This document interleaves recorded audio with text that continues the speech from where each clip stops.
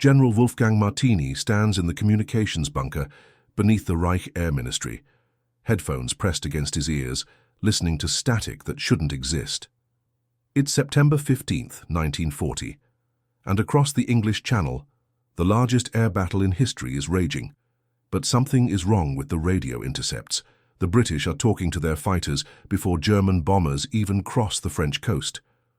Martini removes the headphones, checks the equipment, puts them back on. The pattern repeats.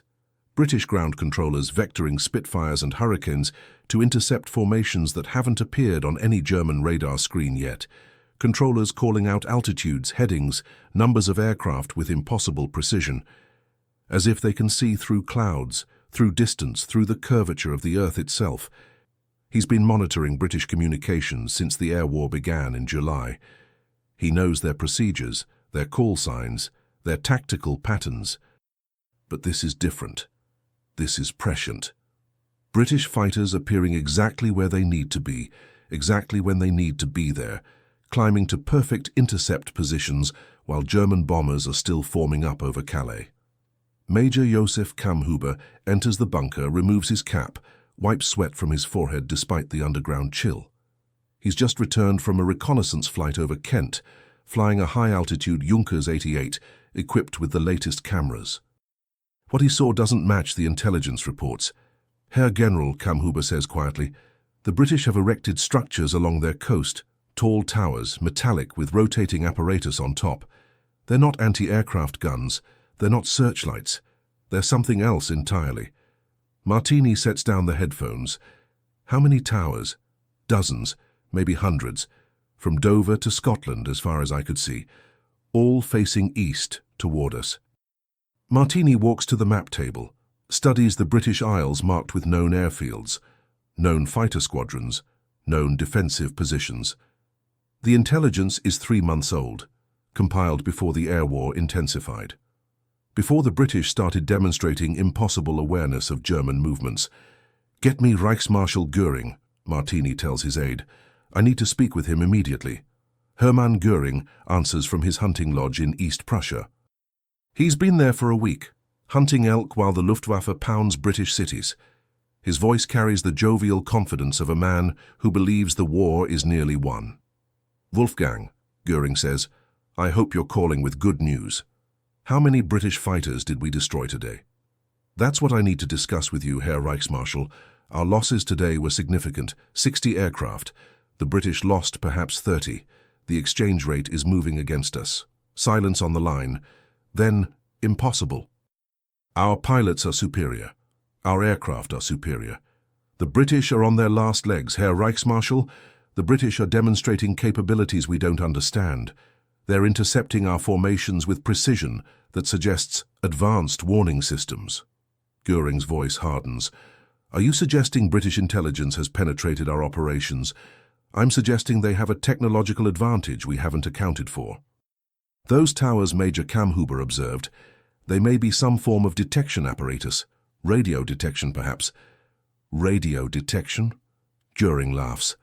"Wolfgang, you've been listening to too much British propaganda. Radio waves can't detect aircraft. It's physically impossible. The wavelengths are wrong. The power requirements would be enormous. The British don't have that kind of technology." The conversation ends badly. Martini doesn't get authorization to investigate the towers, doesn't get permission to redirect reconnaissance assets, doesn't get anything except orders to stop spreading defeatist theories about British superweapons. But the evidence accumulates. Every day, British fighters appear in perfect position to intercept German formations. Every day the exchange rates worsen. By October, the Luftwaffe is losing 2 aircraft for every British fighter destroyed. By November, some German bomber groups are reporting 30% losses per mission. Oberst Theo Osterkamp commands Jagdgeschwader 51, one of the elite fighter units tasked with escorting bombers to London. He's flown combat missions since the First World War, knows air warfare, understands tactics, but he can't understand how British fighters always know exactly where his formations will be. On October 12th, he leads 40 Messerschmitt 109s across the Channel, escorting 80 Heinkel 111 bombers toward London. The weather is perfect. visibility unlimited. His pilots are veterans, experienced, confident. The formation flies at 20,000 feet, well above effective anti-aircraft range. 15 minutes after crossing the English coast, British fighters appear, not scattered patrols stumbling into contact, organized squadrons climbing from perfect intercept positions, Spitfires and Hurricanes rising from airfields that should be too far away to matter, arriving at exactly the right altitude, exactly the right time. Osterkamp counts them through his canopy. 60 British fighters, maybe 80. More climbing from the south. His radio crackles with reports from other formations. British fighters everywhere, all perfectly positioned, all climbing to ideal attack positions. As if someone drew lines on a map showing exactly where the German formations would be. The air battle lasts 30 minutes.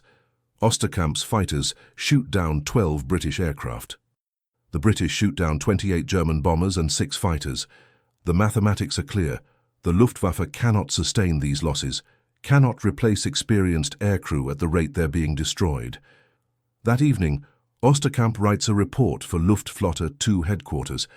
In it he's careful, diplomatic, professional, but between the lines, he's asking the same questions Martini asked.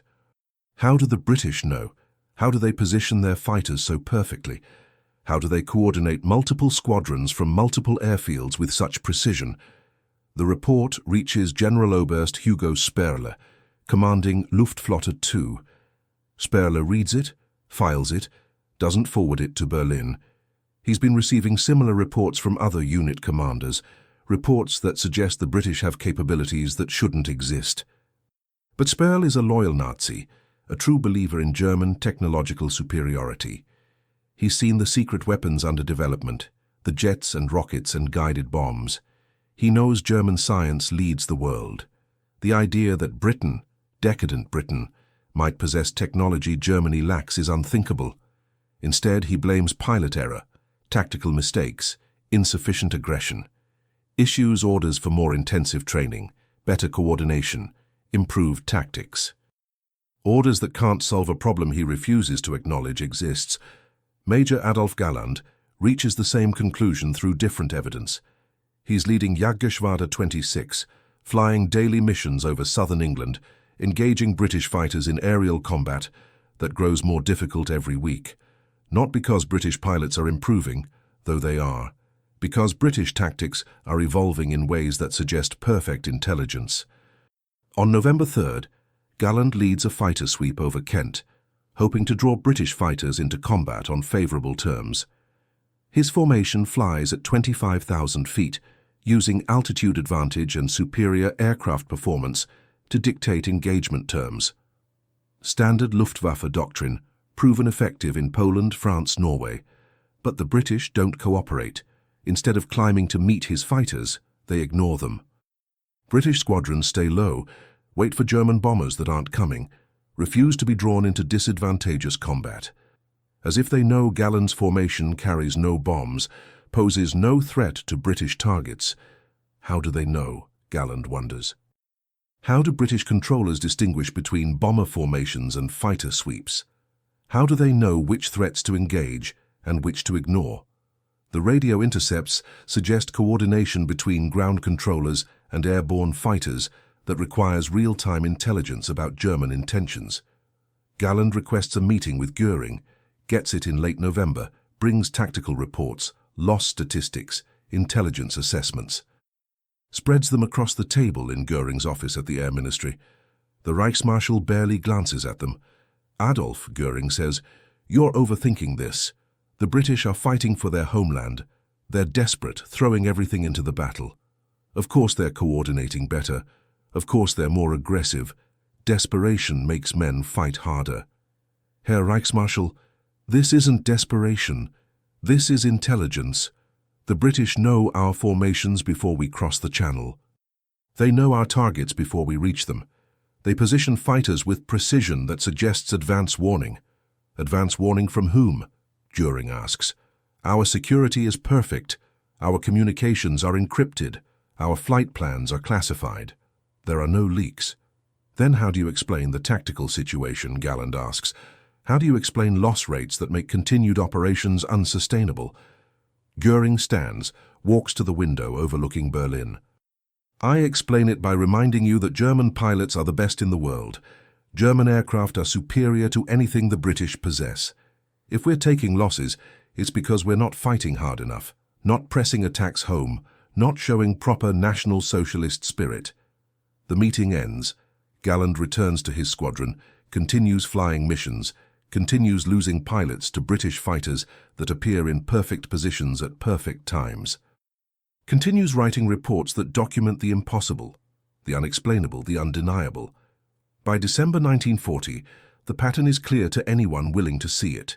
The British possess some form of early warning system that provides real-time intelligence about German air movements.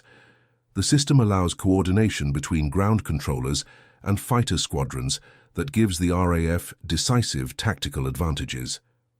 But acknowledging the system exists requires acknowledging German intelligence failures, technological inferiority, strategic miscalculation. Requires admitting that the air war against Britain is unwinnable under current conditions. Requires questioning fundamental assumptions about German superiority. Most Luftwaffe commanders choose denial, choose to blame pilot error, weather, tactics, anything except the obvious explanation. Choose to continue operations that grow more costly every week, that consume irreplaceable aircrew at unsustainable rates. But some officers begin conducting unauthorized investigations, technical specialists who study British radio transmissions, analyze flight patterns, correlate British fighter responses with German movements, officers who risk their careers to understand what they're fighting against. Hauptmann Wolfgang Falk commands a night fighter unit, flies missions against British bombers attacking German cities. He's noticed something peculiar about British bombing tactics. British formations approach German targets along routes that avoid known flak concentrations, known fighter bases, known defensive positions, as if British intelligence knows exactly where German defenses are located. But more disturbing, German night fighters can't find British bombers even when ground controllers vector them to intercept positions. British bombers disappear from German radar screens, reappear miles away, vanish again, as if they possess some form of electronic countermeasures that defeats German detection systems.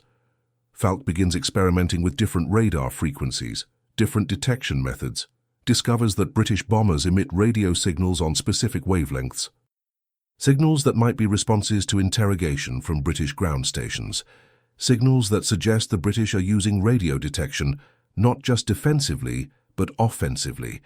He writes a technical report, forwards it through channels, waits for response, gets nothing.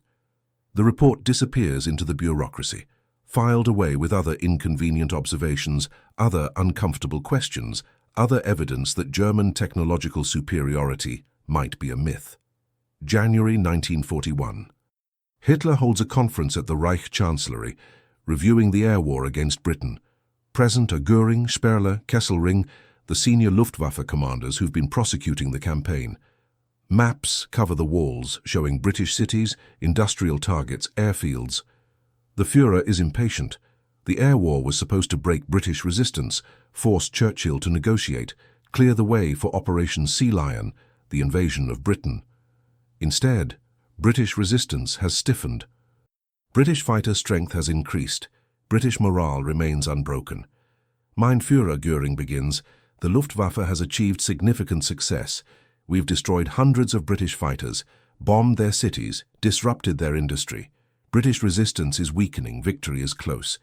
Hitler studies the loss reports, the replacement rates, the operational statistics. The numbers don't support Göring's optimism. German losses are mounting. British fighter strength is stable. The exchange rates favor the defender.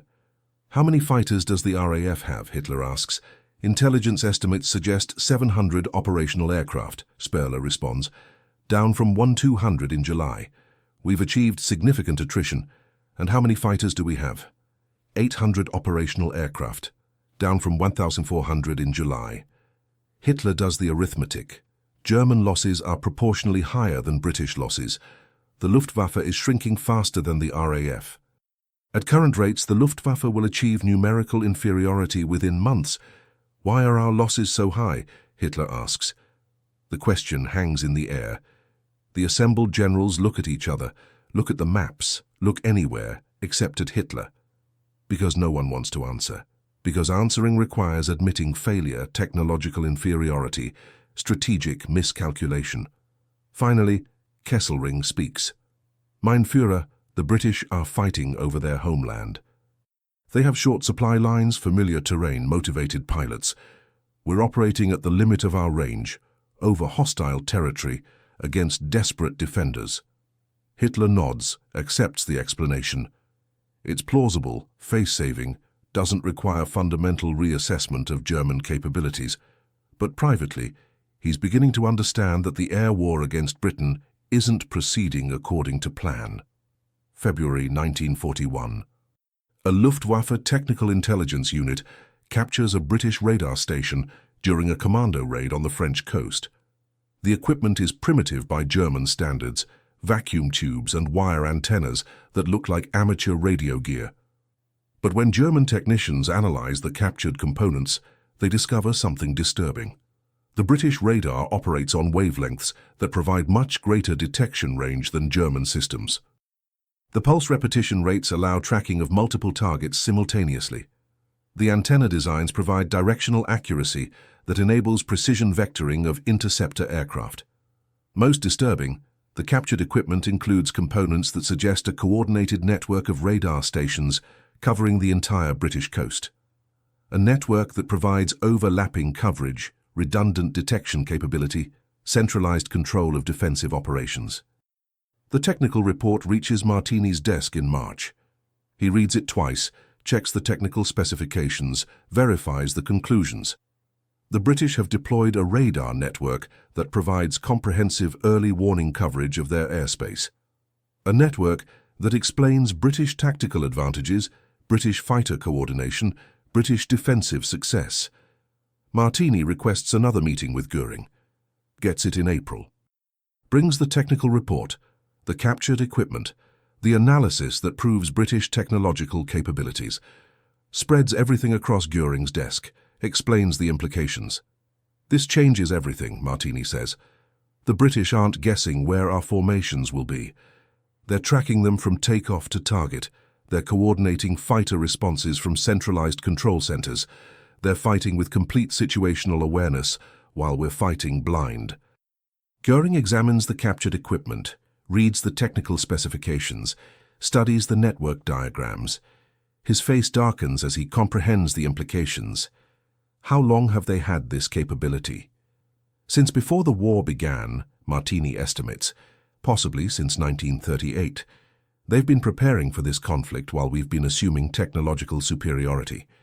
Why didn't our intelligence services detect this? Because we weren't looking for it. Because we assumed such technology was impossible. Because we underestimated British scientific capabilities. Göring stands, paces around the office. This information doesn't leave this room. The technical reports are classified. The captured equipment is secured. No one discusses this with anyone. But Herr Reichsmarschall, this explains our tactical difficulties. If we understand British capabilities, we can develop countermeasures, adjust tactics, improve operational effectiveness. We can't admit that British technology is superior to German technology. It would undermine confidence in German scientific leadership. It would suggest our intelligence services are incompetent. The meeting ends.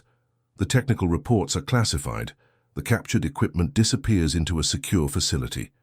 The evidence that explains British defensive success is buried, hidden, denied.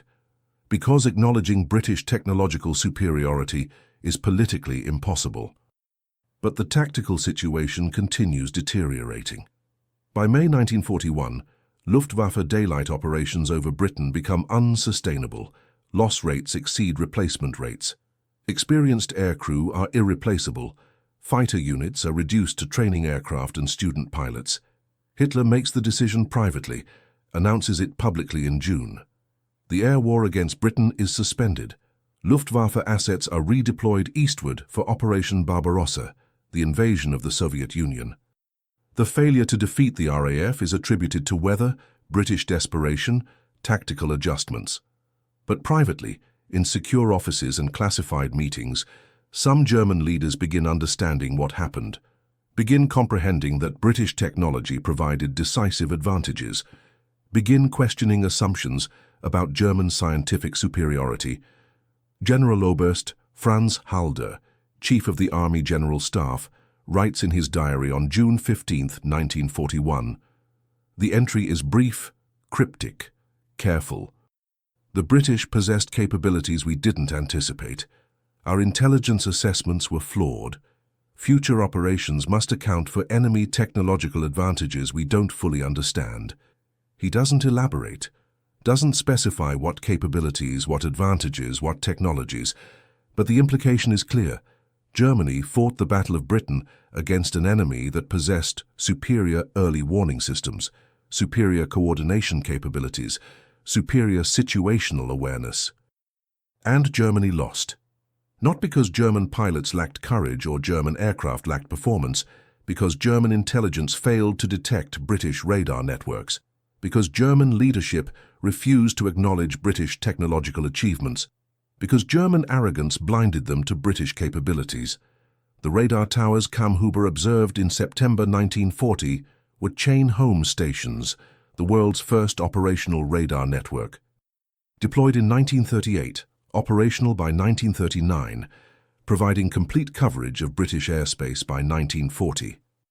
The towers that Göring dismissed as impossible, that German intelligence ignored, that Luftwaffe commanders couldn't explain. The British called it the Dowding system, after Air Chief Marshal Hugh Dowding, who developed the Integrated Defence Network. Radar detection, centralized control, coordinated fighter response.